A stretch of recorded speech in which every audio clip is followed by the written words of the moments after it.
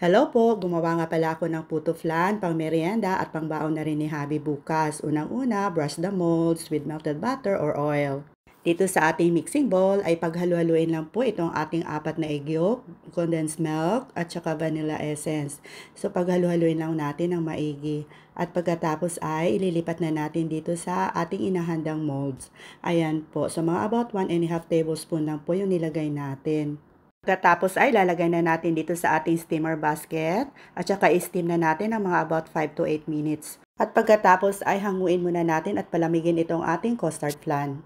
Para naman dito sa ating puto butter ay gumamit lang po ako ng 2 egg whites. Ayan po. And then dinagdagan natin ng fresh milk at saka sugar and flour at saka baking powder. Ayan po. So paghaluin lang po natin gamit itong ating mixer na mga about 1 minute. At pagkatapos ay dagdag na natin itong ating kalahating cake flour. Ayan po. At pagkatapos na natin mabit ng mga about 1 or 2 minutes ay paghalu-haluin muna natin gamit itong ating wooden spoon. At saka na natin ilalagay dito sa ating na-prepare na custard flan.